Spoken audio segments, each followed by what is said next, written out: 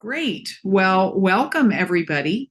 My name is Sean, and I am an employee with CERIAS. I handle the strategic partnership with our corporate and industry and government partners. So I want to welcome everybody to the talk today. Courtney Falk is a wonderful representative from CERIAS, and he was able to fill in very last minute. So we're very grateful to him for bringing up this prior talk on threat hunting.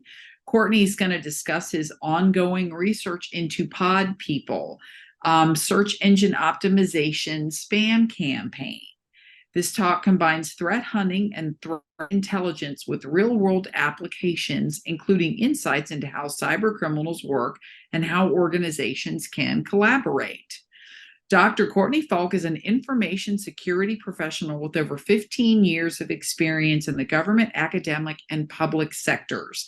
He earned his doctorate of philosophy from Purdue in the Interdisciplinary Information Security Program, which, by the way, has a virtual open house on November 6th. I'm sure that will be on our website. When Courtney is not researching critical infrastructure for Purdue, he enjoys playing miniature figures and playing tabletop board games. So, Courtney, again, thank you very much and welcome, and take it away. Thank you, Sean. So the title of this talk is Bride of Pod People. This is the second kind of iteration in this series. It's tracking an ongoing campaign. The first version I actually presented to CERIAS was about 3 years ago. So I took a bit of a hiatus and I came back to it. And this is what I came up with. The original version of this talk I presented at Circle City Con over the summer. But this I've reorganized to try and highlight some of the different topics and subjects that I was able to integrate together. So this is an application and it is a real world war story basically, but the point is to kind of expose people to different concepts of information security they may not have gotten exposed to yet.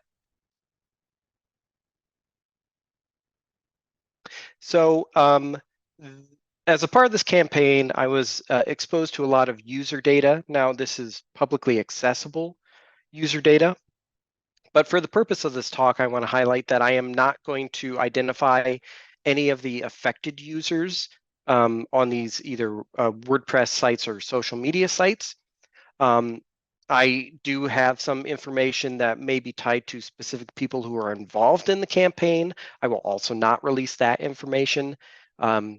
Generally, I have a no doxing policy, even if I'm convinced that someone is firmly involved. So the caveat is you could technically get this information too, because it's all publicly accessible, but please don't be a jerk. The majority of people involved in this are going to be innocent victims. Sean gave the introduction. I got my PhD from Purdue, and I am currently working at Purdue with CERIAS on a grant for Sandia and CISA. And I think diplomacy may have been the name of the game we were trying to guess earlier. So I'm going to look that up on Board Game Geek when we're done here. So about 3 years ago, in the summer of 2020, is when I first got tipped off to the Pod People campaign. Now, the way I treat threat hunting is I categorize it into two main groups. You can do threat hunting reactively and you can do it proactively. Proactively would be like, let's say you work for an enterprise, you become aware of a new technique, or you get like a new rule set from a vendor, and you run that through your SIM, be it like Splunk or Elastic or something similar. And so you'd want to see, can you find this badness in your network? And if so, let's start hunting that down. Let's start tracking where that came from. The other side is reactive. And this is the lead that came from this was very reactive. Let's say you get an alert from your SIM or something like that. And in my case, it was I was using the Goodreads webpage and a user liked one of my posts. And I thought, well, that's really dumb because that was a dumb post I made. And out of curiosity, I clicked on the profile, and we'll look at the profile here in a second. But that was the lead. This really began reactively. I wasn't out there looking for something bad. but I was fortunate, and it was very educational. I was able to kind of brush up some of my different skills. As a part of that original research around 3 years ago, I had already started to see this activity existed outside of the social networks I focused on in that first report called Pod People. The activity for that actually goes back much further. Some of these WordPress site activity, I think it goes back to 2018.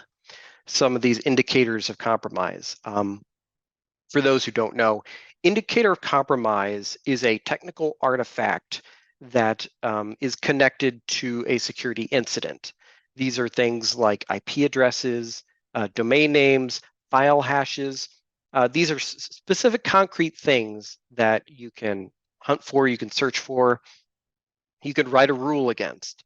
So IOCs are going to be the term. Whenever I say IOC, I'm talking about something very specific, very concrete. And a part of what I found was that this campaign was fairly novel in that I was certainly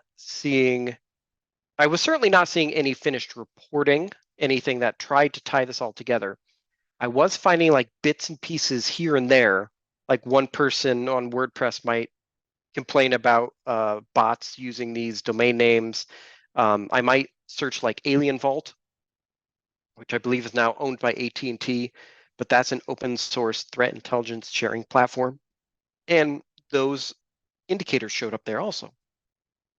So, but the novelty was that no one had tried to tie this all together. And so that kind of became my thing. So like many people in 2020, I found myself with some spare time. So I decided to put that towards the betterment of cybersecurity. The original Pod People was inspired by the idea that the alien pods have taken over and cloned these people, that they originally were good people. And so obviously in the history of monster movies, it's going to be Halloween. The sequel was always like Bride of or Son of. So Bride of Pod People is the second version of this. It's also a side note that's might be relevant to college kids is I did not spend any money on doing this. I used public tools or free versions of accounts where possible.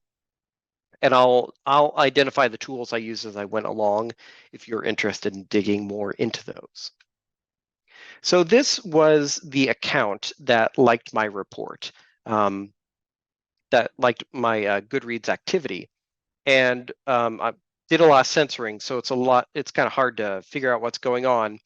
But the red part is what was censored out is that's his username on Goodreads. So you actually see it there in his website under his profile, and you'll see it in the URL bar because that exact same string appeared both as his like per user specific ID for Goodreads and as a subdomain connected to okkl.ru. And that's really what got my attention was why is someone using a .ru website on this on Goodreads?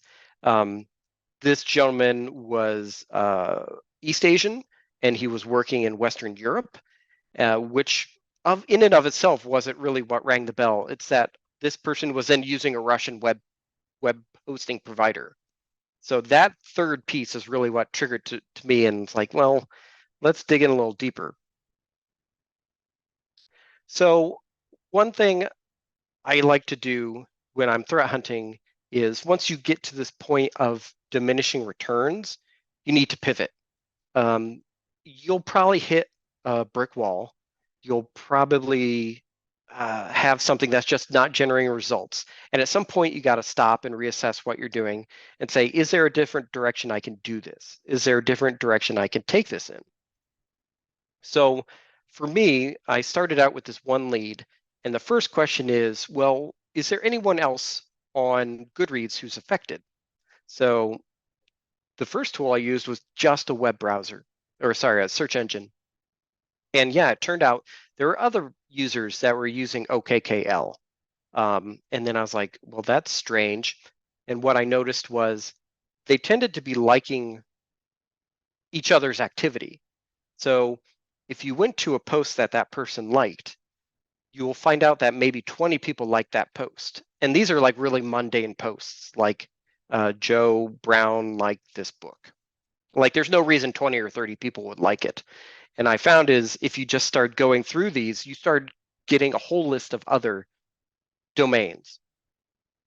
So after a while, I kind of exhausted that and I felt like I've gotten all the data I can from Goodreads. Well, is this just a Goodreads problem? And so using the search engines, I went out and just started searching for these subdomains and, excluding Goodreads from the results. And yes, I was getting a lot, just about everything, Reddit, Facebook, MySpace. It was showing up all over the place. So that was my first pivot, is identifying like now what's the breadth of what's going on. And I found my next lead doing that. So I'm looking for domain names. And what I found is we saw on, I'll go back to here, they were changing the website URL, the threat actor in this case, and inserting their own. And there's no real activity on Goodreads. There's no ability like in the profile to do an open, a general text blob. But what I found when I started looking at breadth was there were sites that would allow that. Like you could add like a user profile, like Courtney likes long windy walks on the beach and candlelight dinners, or something like that. And then what I found by doing that was the same text tended to appear. It wasn't like exactly the same, but we'll look at some examples here in a second. It was like a pattern. It was really easy to tell when you were looking at the same thing. So by pivoting and trying to explore new avenues of where I could find this, I found a whole new set of behavior, of characteristics that I could be searching for. And from that, I did my next pivot, and I was like, well, let's stop with the domain names. Where can I find this text? The test was, is this exact text available elsewhere? And the answer was yes, which tells me a couple different things. It tells me that they're probably using a tool to generate this text, and they're reusing the text in various places. So either like the algorithm they have is so limited that it's regenerating the same results, or perhaps they're just generating a result and then copying and pasting it a couple different places. Another thing I then went to pivot on after I exhausted the messages was, well, where do these domains resolve to? Right? Can we look up the IP addresses? Does that tell us much? That ended up being mostly dead end because they tended to all resolve to the same one IP address, which was also interesting because I was finding hundreds and thousands of different affected users, but all the domains, all these different dozens of domains were resolving to the same one IP address. And I wasn't sure at the time why that would be, but as I learned more about like spam, search engine optimization, and criminal activity in general, I learned a bit more about why that would be. And in the end, the final step was, I've got all these different web pages, sites, and blogs that are affected. Cool. I know something about the breadth. Now, what about the depth in terms of time? Do I have a data set where I can see this activity happening over time? Because that's what I was missing, was the time component to give an idea of the scope. Like I had these posts that said in 2018, these WordPress users are spamming, whatever. But I did end up having two different options for data sets, and we'll look at some very basic data science and visualization and the kinds of questions we can answer with that here after a bit. And that was my final pivot, and that's what brought us up to this point where now I've done this presentation and working on actually doing a written report to share. So I talked about the messages, and this is one of the examples of the messages. This is actually from the site, the Swedish language blog with two G's. And what I found was the same text message would be copied and pasted both in the title and the body of the post. So it was kind of lazy in that regard. But also, like, the general behavior was these the accounts themselves would be real accounts in my assessment because they were lived in. Usually there had been a user posting in Swedish, because this is a Swedish language blog, posting for a long time, and then it would go silent. And on an average of 2 years, from the time of the last legitimate post to the first post, that was obviously spam. And you can also see at the bottom of the post that now it's starting to pick up that, this is actually a Russian language post, so in Cyrillic text. And these lures are all kind of dating and romance, spam themed. But as an example, I've released actually the list of all these text messages that I found. And if you go through it, you'll see that they're very formulaic. It's like sometimes they change or add an adjective, or they'll inject like a number or something, like not very sophisticated. But what was really interesting, that's what is an interesting lead that I haven't been able to resolve, is that sometimes they'll actually inject Russian or Ukrainian language words, like just one word. It's not like the whole post. So I learned some Russian and Ukrainian profanity doing it, researching those. And sometimes they'll also mix and match Latin and Cyrillic script. So there's some really interesting things going on, some interesting leads that allow us to uniquely identify this behavior. It begs the question, though, of are we identifying the behavior of the tool, like this text message generation tool, or are we identifying the behavior of the user? Should we assume from the use of this tool that it's the same one user that's using it across all these different sites? So at this point, I'm pretty confident that these were legitimate user pages, both on social media and the WordPress blogs. So the question is, what happened? What's going on? How did they get here? The conclusion that I came to was that credential stuffing is the most likely avenue. I did some analysis of the number of affected accounts I saw, like on blog, versus the estimates of overall user activity I could find about like on blog in general. And it was not even around 1%, definitely less than 2% of the effect of the overall user base. So that tells me a couple things, like if the attacker had a remote exploit against WordPress or blog, like the core service, like why are they just, picking 1 or 2%, and why are they focusing on these dead accounts? That didn't quite make sense. Credential stuffing is the most likely hypothesis that I've come to, which fits a lot of the behavior we've seen, accounts that have been neglected, that haven't been logged into in a long time. That would fit with users who have lost their password and now it's being used against them. So we see how this, we'll go back and look at Goodreads here. We've seen that the point of this is to insert URLs into a user profile with the hope of inducing someone to click on them. And there's also points where they're trying to add these clever messages to try and get you to, get you interested and get you clicking through. So what happens then when you click? So if you get to this point, the first thing you should do is not click, right? If you do want to click, the first thing you should do is there's a lot of online services, especially like sandboxes. I mentioned Joe Sandbox earlier. I've been using AnyRun.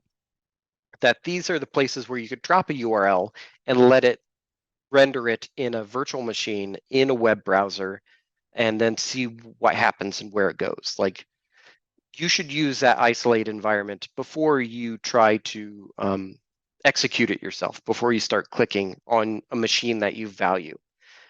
If you feel technically savvy to create an isolated virtual machine to do this yourself, that would also be an acceptable route. It is not necessary to use like Tor or VPN. That could help.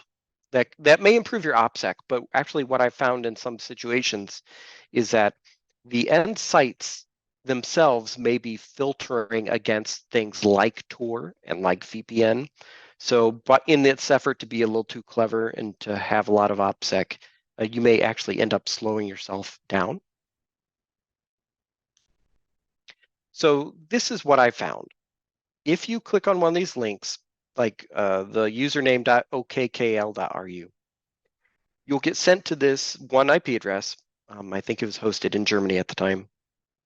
And you'll actually get bounced from the HTTPS, the secure link, to HTTP. And what's going to happen is you're going to get this very, very small web page. This is almost the entire web page. There's like, this is the JavaScript that was embedded in the header. And I was able to do static analysis on this because it's so simple. And they made some weird choices in doing this. So what we see over here first, these are the get parameters. These are being added to the URL. They're also doing a redirect. But these were not in the original lure that you would see like in Goodreads or blog or something like that. These are the user ID and the campaign ID for an affiliate program. This is exactly the same kind of affiliate program you might see from like Amazon or eBay. You sign up and then on your cooking blog, you link to Amazon's collection of cookware, and using your affiliate ID, you get a return of the sales. Well, that's the exact same thing, but as I learned, the criminals do the same thing. In this case, redirecting the user on into the criminal redirects, that's where the affiliate program comes in. And this by itself isn't necessarily a bad thing. This is actually exactly how sites like Amazon do it. But this was weird. I did a little threat intelligence and I was digging backwards and trying to get the history of these domain names. And of the 6 domains, only 1 was ever registered. So these are dead domains, at least at the time of the research. So what this is probably an attempt to obfuscate or complicate automated analysis. Like if you ran it through a sandbox, they might try to evaluate all these domains and get confused, but it's not very effective, basically. So this is the most important part to take away from it. This is the entire meat and potatoes. So they're redirecting you. This is going to cause an HTTP 302 redirect using JavaScript. They're going to redirect you on to another domain, and they're appending these these affiliate IDs. But here is a bit that got cut out originally. This is also from the header of the web page. This meta is also trying to do a redirect. So we've got JavaScript and we've got a meta tag redirect. What happens is if you don't render this page with JavaScript, you're going to get the meta tag redirect. Meta tag is going to dump you at google.com. This is a liveness test. So let's say you think you're cute and you're writing a Python script and you're saying, I'm just going to get that, or curl, I'm just going to get that web page because I just want to see what's on it. Well, you're not rendering the JavaScript using those tools. So it's going to redirect you to google.com. And you're going to say google.com, that's stupid. There's nothing going on here. So you failed the liveness test. So you're going to need a slightly more complicated system. What I actually found as I was investigating these domains in some of the sandboxes publish results, like especially for the public free accounts. People had looked for these from time to time, but the screenshot, the end result was it always went to Google. Sometimes it went to like the Google Play Store. So some of these sandboxes by themselves, by default, were not smart enough to defeat this very, very basic liveness test. So you clicked on the link in the profile. It came to this. This is called a cloaking service, and it's creating a separation. So one, you can't see where it's going forward, but also the people it's forwarding to don't know where it came from now, because you've cut out that information from, should be what in the referrer. You've cut that out. So it's good for OPSEC, and it's good because the cyber criminals aren't giving away where their accesses are, where they're generating the traffic. Because some of these affiliate programs at least pay lip service to, you can't send a spam activity. Well, if they don't know where it's coming from, let's be honest, they're not really going to look, and they don't care that much. So let's go on. The second hop is going to take us into the actual CPA affiliate network itself. I did not do static analysis on this, or I tried. So at the bottom, you see the beginning of this JavaScript blob, and there's a couple obfuscation things they did here. They minified it, so they made it small, but also I expanded it. It didn't help a lot. They obfuscate the strings, so you can't like easily pull out any domain names or anything. And they've done different JavaScript techniques, like they're dynamically creating the object, so it's not using these obfuscated strings. So you're not even sure like what default methods does the string need. Sometimes you can kind of infer the behavior if you at least know the methods, but they did a decent job of obfuscating it. So I went with a dynamic analysis, which is just put it in a secure environment and I ran it. And it does a couple interesting things. It generates like a subdomain, and then redirects you to that. And it's embedding additional information like where this file was run from. So that would be for a website, if you just got directed like you did, that URI would be like the URL from what we just saw, like okkl.ru or something. But in my case, if you're running it from your disk, the URL is file : and then the path. So this actually could be an effective way for these affiliate networks to see who's reverse engineering their tools, because if they're logging all of the things that they're pulling back, all this information they're pulling back, all they have to do is start seeing like, well, who's trying to run this locally, and perhaps where are they located. But what happens here is it actually ends up bouncing you through multiple sites, usually like 2 or 3. I'm not clear on that, but one possible benefit would be you're getting a couple different clicks, right? So every time you go through this, someone might be getting 2 or 3 times the value out of your one click. I did find 1 or 2 leads about the affiliate network. I don't have anything I want to share about that because honestly, I wasn't really able to corroborate anything. So I don't have any strong analytic conclusions to draw from. However, I will say that the leads I found were connecting both to Russia and Ukraine, Kyiv. So at this point, that lines up with what we saw with the message lures, but that's kind of circumstantial, and at this point, it doesn't give us anything to go with.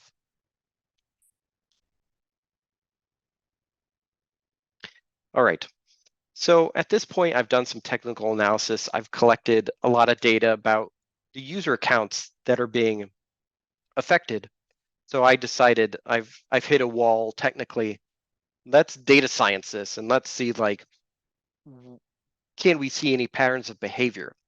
So this is the blog data that I had, and I just create a network X graph, and I connected like the phishing domains with the user blog, because what I saw was repeated use of the same phishing domain in certain blogs. So I wanted to like see, is there a connection?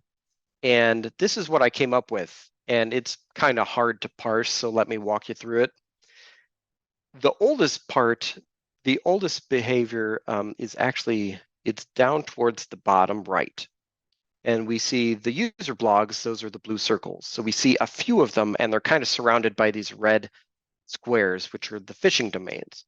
So what that's telling me is that each affected blog is actually connecting, is linked against several different phishing domains. But in the upper left, this is actually the more recent behavior, like as of like December of 2022. What happened was they changed the threat actors changed their behavior, and all of a sudden they were using a very small set of phishing domains, but they're using it across a lot of different blogs. So what we're visualizing here is actually possibly different stages of the same campaign,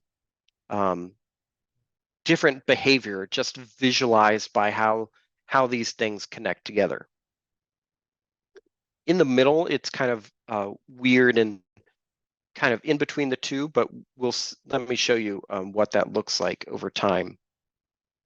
So for this graph, y-axis doesn't mean anything. I was just trying to separate out the blogs. These are the user accounts. Sorry, this specific graph is of the domains, the phishing domains. So I just wanted to graph out like, well, I know this the first time I've seen it and the last time I've seen it. So just sort it from the first seen date, and the behavior was very stark. You see this kind of gradient where it's either they're slowly rolling out additional accounts, or perhaps they're slowly compromising additional accounts. But what was interesting in that I got from the visualization is like there's a very clear denotation of when like each phase stopped, when they decided to stop using this particular set of phishing domains, and that's how I started to cluster them together. One thing that I haven't gone through that I'm kind of curious about is you see these kind of like steps in the data. It may indicate like a gap in my coverage, like I'm missing some of the data, or it could have just been, I don't know, a holiday where they took a couple weeks off. But if you so chose, you could probably do an estimate, like look at the gaps, estimate how many different, on average, how many new domains got rolled out, and then start filling in the gaps. And that might give you a more comprehensive number to work with. What was also interesting is as I dug into these different sets of domains, the first one was real random. The first wedding, it was a real hodgepodge, and it seemed like they collected these domains from all over. The second one, the one called OK Wedding, it was, I literally wrote this regex here, and that will tell you, that will match every one. They were all 5 letters. They all started with OK, which may or may not be an indication of, there's a popular Russian social media site called Odnoklassniki. Forgive me, but OK is the abbreviation for that. And those all end in .ru or .online. So they changed from this big grab bag to a very small, easily recognized set. And then in the new behavior, you see actually a whole gap in how these phishing domains were used. They changed the registrar in this third Soviet wedding one, I'm calling it, to Fast Engine. And I called it Soviet wedding because they shifted to using .su TLDs. Those are the old disused Soviet Union TLDs. So that was another interesting piece of visualization. One thing I was curious about, and if you look at the original Pod People report, I visualized some of the Goodreads user behavior, And I saw activity that convinced me that there was botnet interaction, that there was automated interaction that's manipulating these accounts. So I was curious if I could get more information. So I had time information from Goodreads. I was interested in geographic information. Well, MySpace is very helpful. A lot of user profiles will include the location, usually like the city, the state, and the country. But also, by default, it appears the posts will include that, and they'll include it based on the IP you're connecting from. So while I never got the actual IP these things were connecting from, I did have a rough idea of like the city and the country. Are these from Prague?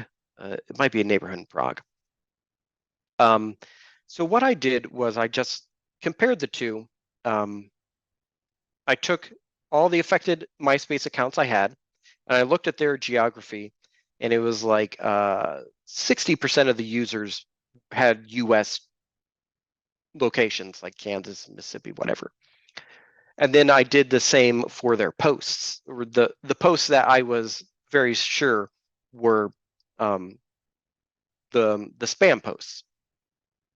And only 9 of those were US. So like if you wanted to do an actual like statistical test, you could probably do like the chi-squared. I'm confident though that it would show you that the ordinal distribution of these are different. So in my mind, this is supporting the hypothesis that there is a botnet activity. Firstly, because the locations being posted from are so different. So Lawrence, Kansas, that's what University, Kansas? I'm sorry if I got that wrong. But it's unlikely that they're jetting out to Prague to posting and coming back. Maybe they do. Maybe they're cool. I don't know. But the distribution of posting locations was like so uniform as to be essentially random. And if it's random, that's suggesting to me that someone is able to distribute this behavior across such a wide geographic distribution. And to me, that speaks to the nature of a botnet. So I was able to start to fill in some of the gaps from the original campaign using this data. So we've gone through a couple of stages of this threat hunt so far. We've pivoted through a couple investigative techniques.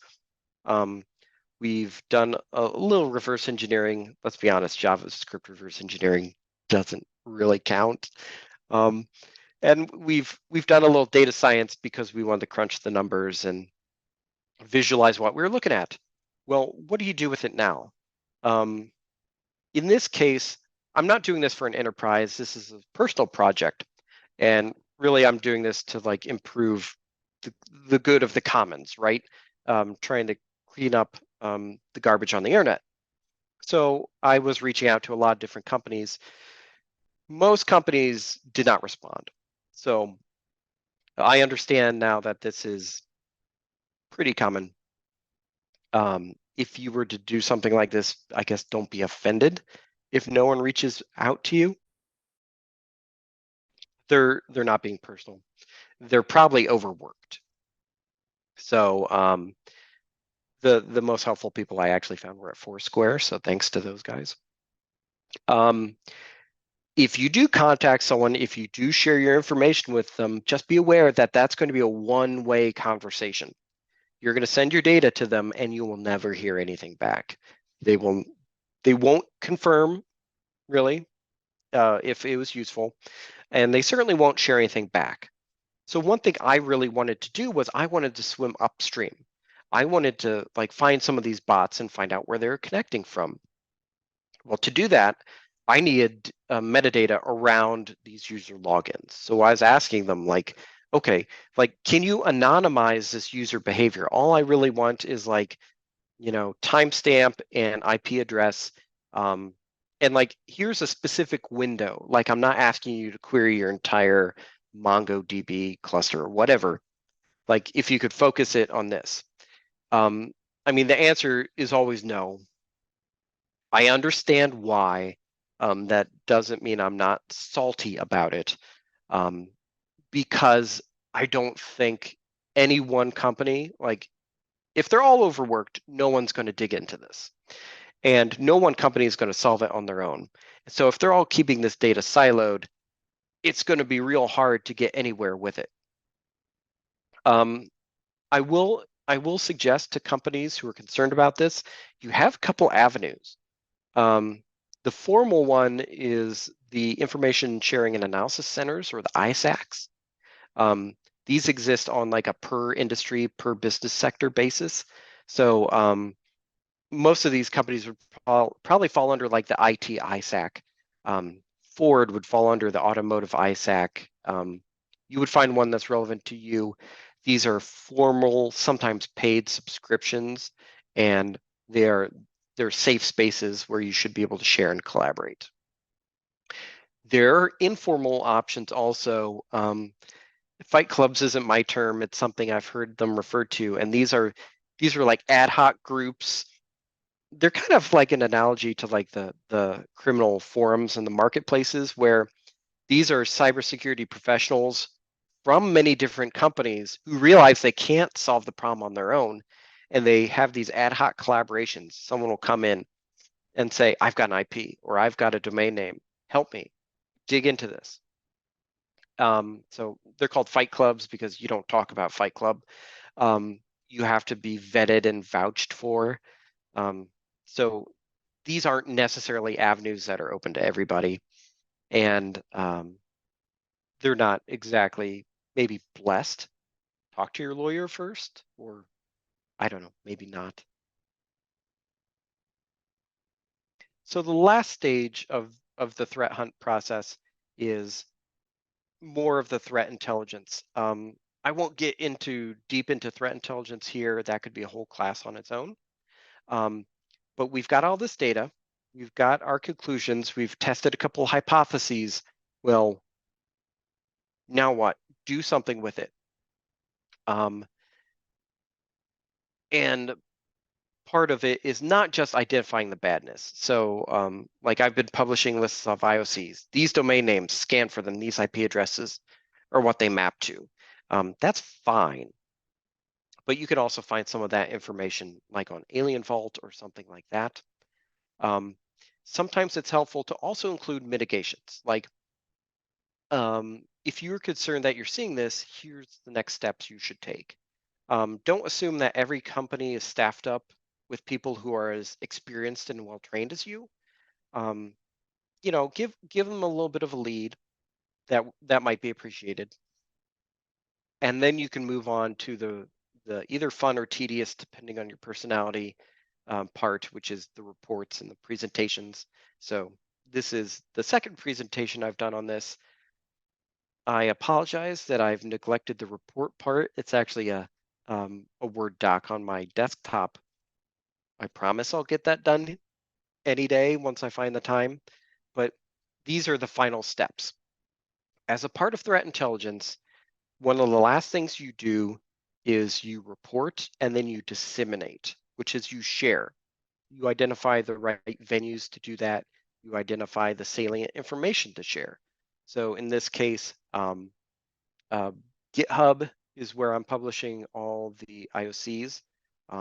And as I mentioned at the very beginning, I'm not sharing any of the information like lists of compromised users. I have reached out to companies and I have shared specific lists of users with them, but do not do that kind of thing publicly. So these are the types of things that wrap things up. Now, threat intelligence actually kind of forms a cycle like the Ouroboros, like the snake that eats its tail. So typically what happens is dissemination isn't the end. You typically have a new set of questions, and that will start a new investigation. In this case, a lot of my questions that I have, I cannot answer on my own. Are these botnets, where they're coming from, who's operating them? I do not have access to the necessary data to come to those conclusions. So functionally, this might be the end of this particular research task, but in an ideal world, the threat intelligence process would continue churning on. So this is more a working hypothesis that I started with with the assumption that every different system in this network is being operated by a different threat actor. That's my null hypothesis, right? The alternative hypothesis would require me showing some kind of connection between the two. It could be IOCs. It could be, some very concrete behavior. Perhaps if I find something in the metadata, WHOIS records used to be real great before GDPR was a thing. So the null hypothesis is these are different people, which is something I've seen over the last 10, 15 years, is that cyber criminals have become very specialized in what they do. If you can uh, go to France, Botnet's a great conference, or their videos are, I think they're all on YouTube. But they talk about, like, if you want a botnet, um, you hire a botnet. If you want to start one, you buy an exploit, or you just pay someone to exploit computers for you. And you give them the URL, or sorry, you give them the installer of your malware. That perhaps you bought from another party. So it's not even malware you wrote anymore. At this point, cyber criminals are almost project managers more than they are software developers. They're managing their criminal campaign through its whole life cycle, and they may not need to even write their own phishing messages. You could source that out. Well, heck, one of my predictions, if it's not happening already, is ChatGPT. It's going to be an amazing source of really great phishing messages. So this is my view of the network as of right now in the research. So I'm assuming that there's a different threat actor who's compromising these user accounts on the social media and the WordPress sites using credential uh, stuffing. So they're acquiring passwords on markets and open leaks, and then they're compromising it, and they could just be reselling it, saying, I don't know, what would be for for $1, I'll put 10 URLs in these accounts. So you just give me the URLs in $1, and I'll put 10 of them in there. And so whoever's operating the cloaking service can they don't even need to have the passwords or automate anything. They're just like, here you go. And then now they're reaping all the benefit of redirecting this traffic with minimal risk. And then going on to the CPA network, you could argue that the CPA network and the advertisers are not criminal necessarily, but it's one of those things where by proximity and by frequency of interaction, it becomes difficult to argue that these are legitimate business people, and they're just, they've accidentally been pulled into it. And so that's why I'm considering them threat actors in their own right.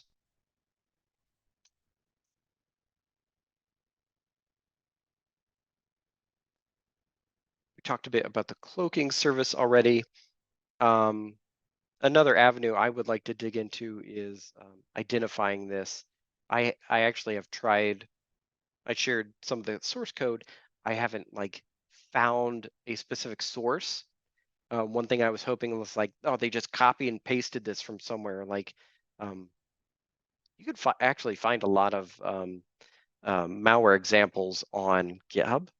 So, but it turns out that this is probably a custom implementation, which you saw it. It's not exactly the world's most sophisticated example. And the affiliate network, we talked a bit about how they track the behavior, the actions, because someone wants to get paid, they want credit for their own activity. I came up with some remediations for everyone involved. So the users have their part to play, right? You need to take care of what you're doing on the internet. You need to carefully manage your accounts. Stop using the same password everywhere. We've said that before. And you should be deleting your accounts, which, companies need to make that easier to do. You should be able to manage your own data. And the social media sites and the WordPress sites, there's a lot they need to do. I've published all these indicators. That's a good start for them. But they also need to be a bit more proactive about like culling these old accounts. I get that they want to keep their user engagement and user account numbers high, but at some point you got to recognize that it's like you've got the abandoned lot on the street. You've got to take care of that you have a responsibility for that too as the site operator.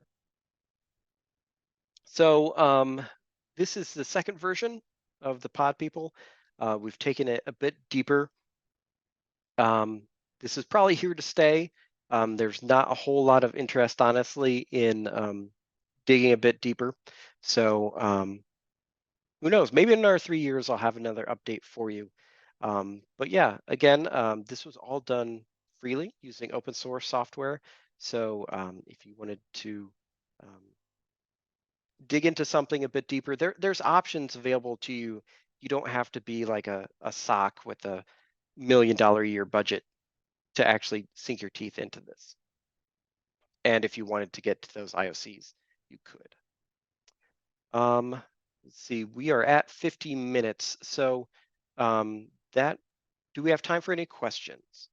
We do, if you don't mind if I ask them. Yeah, go right ahead. Okay, all right. So Solomon Sonia was he posted something really early on, so I'm gonna kind of go in the order that they came. Mhm. So he asks, he said, it's a great talk. Did you ever use risk.iq for threat hunting? It might not be free now, but it was a great threat intel resource a few years ago. And with that, he asked, did GDPR impact your intel gathering? And if so, how did you get around it, especially with who is domain name analysis? So that's question one. Yeah, thanks, Solomon. So I mentioned talking about some of the tools. I guess I failed that a bit. RiskIQ was one that I leaned to a lot. RiskIQ is a passive DNS service. So they go out on the internet and they collect examples of this domain resolving to this IP address, then they aggregate it all together. So that was the first place I went. Okay. They have a free version. They were also bought by Microsoft in the last year or two. And I have noticed a kind of degradation in the free tier support. So you could still get a RiskIQ account and get some data, but even some of the older data I have collected 3 years ago is not available anymore, which may be part of the Microsoft attempt to get more money out of the subscriptions. GDPR is the European Union's General Data Privacy Regulation. And the effect of that was it basically anonymized all the whois records. Whois records are the backend data that's talking about like I registered this domain and this is who I am and this is how you contact me. In case it's a bad domain, right? And someone hacked you. GDPR essentially scrubbed all that. So most of that data is gone. I did find a couple email addresses, which was interesting. And it was a very small pivot. I actually was able to find a couple more leads using those, which suggests an operational security snafu on their part, right? Someone had to almost deliberately forget that GDPR was a thing. So yes, GDPR limits the effectiveness of whois records, but there's a couple breadcrumbs still out there for you. Great. Thanks, Court. Okay, so this question is from Rahul. And he says these types of spam lure messages are also prevalent on Instagram. What they do is they message a person and ask them to provide their WhatsApp number, and they later video call people and screen record them watching explicit videos and threaten to publish the video if they don't pay them money. I wonder how we can do threat hunting in that scenario. Yeah, I think I think that falls under sextortion, sex extortion. Yep. Yeah, that's a little different. I did find in my research some of the CPA network domains associated with different activity. People were like, my home router got hacked and my traffic's being redirected, and it was redirecting it to these same like .life domains that belong to the CPA network, and they had different user and campaign IDs, which was an interesting way to separate out. So there are multiple threat actors out there using multiple different techniques, but redirect traffic to these same affiliate networks. So it's an interesting kind of sync or aggregation, but it's also something to keep in mind that those are not necessarily the same two threat actors. So Okay. we need to think about our conclusions. Yeah. Awesome. Thank you. Now, Drew asked two questions. He asks, is the freebie version of any.run sufficient for this work, or do you have to pay for the real one? That's one question. And have you tried reversing JavaScript with an LLM? The free any run was, but I was only doing onesie twosie, so I wasn't trying to churn through 100 different ones. I was using it more like just a sanity check. So on that scope, that amount of work, yeah, it was fine.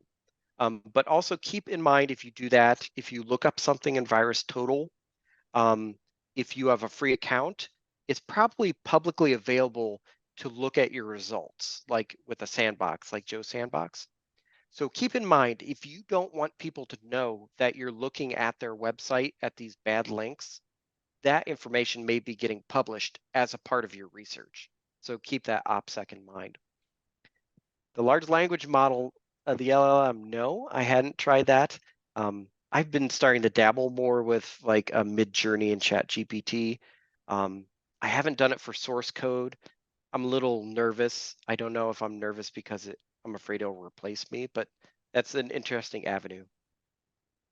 That is.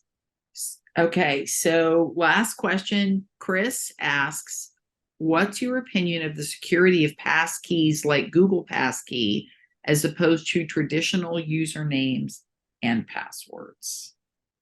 Um, for many years, I've heard of many different password killers, and they never have. So to a limited extent, usernames and passwords are going to be with us forever. And that's just due to the nature of passwords being something that it's very easy for us to carry with us because it's something we know. Having said that, I think these more technical solutions like passkeys are offering us important things like it's kind of like systems like Kerberos where there's like limited windows for like the tickets that will help prevent things like replay.